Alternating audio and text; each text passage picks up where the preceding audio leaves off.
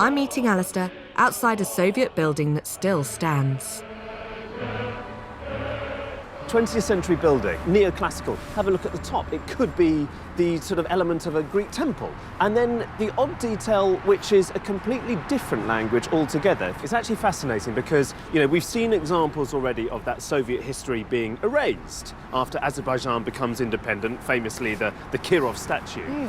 Here we've got something different. This is a building from the Soviet era that's been allowed to survive. And it's the former Lenin Museum. So at some point, 50s, this arrives, it's built, and inside it's devoted to Lenin's life and work. Suppose it's because you'd recognise this style anywhere in the world, whether you're in Washington or London. This is the architecture that decisions are made within, that people learn within. It has got all that grandeur to it. There's a clear message that a building like this projects.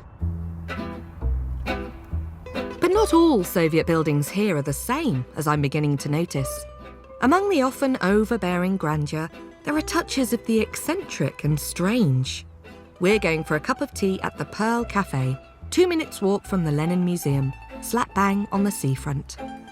It's a Soviet-era building, but it was built in the late 60s, and it's great fun.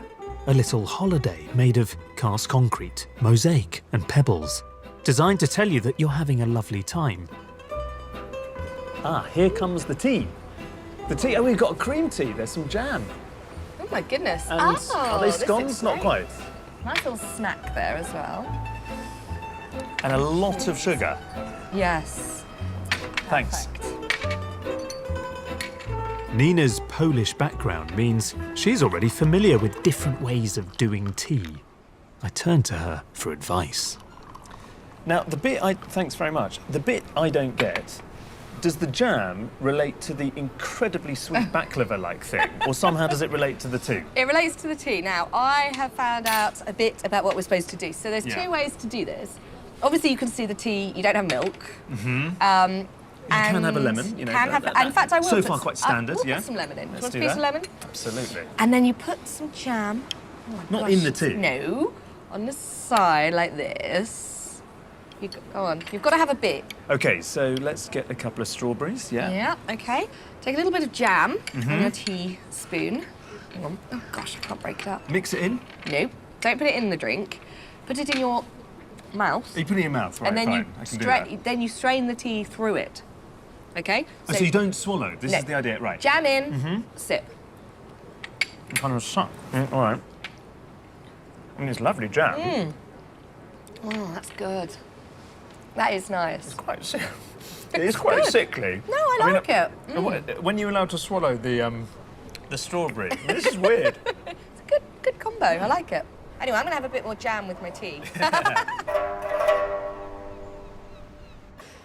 But this site is important too because while it could be used as a place for feasting, there's also something underneath that's quite interesting. So you can imagine the court all gathered together, music taking place in here, feasting, and a vibrant court full of men and women. And indeed, this particular area here is known as the milk well. Underneath is a well of water, and women would come here from the court, and they would go down a set of stairs that leads into a secret chamber underneath here. And down there, they would pray for God, Allah, to bring them the milk they need to nourish their babies.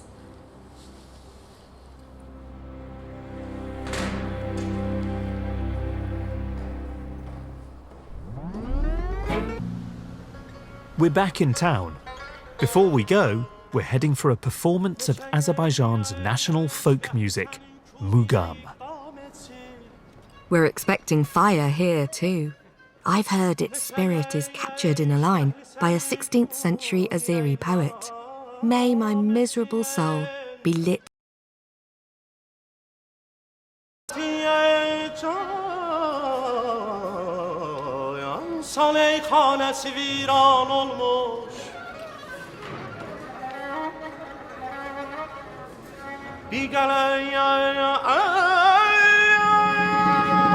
Mezemmet bu kadar xobilərək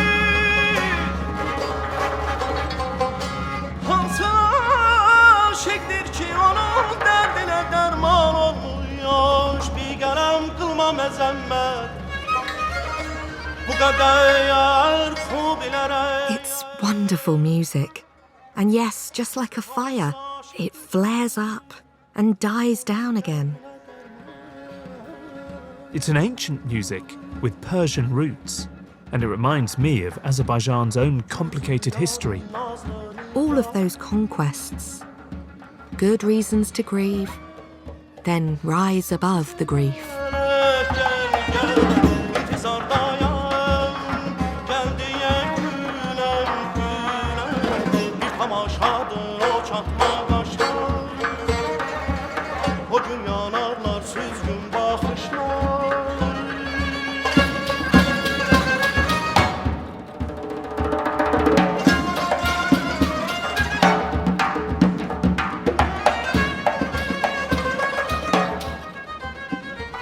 Come out of a beautifully warm Mugam club. Can I say this is madness? Yeah. I don't know about you, but, you know, this was, of all the places we've been to, the city I knew least about before coming.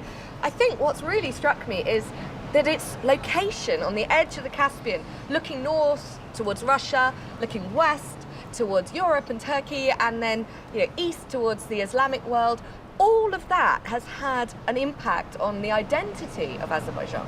You know, there's this sense of deep history that you've seen, the rock art, and then at the same time, it's all about now. You know, this is so much a country that's trying to project its prestige on the international stage at the moment. It's clearly a moment when the people ruling the country are keen to define that identity, and consequently it's presenting this quite glossy, shiny, sleek, perhaps not wholly attractive facade to the rest of the world. And in a sense, I'm drawn more to places like this. Yeah. The old city, the wonderful Mugam tradition. And the dynamic is surprising in Mugam in the same way that Baku has surprised me.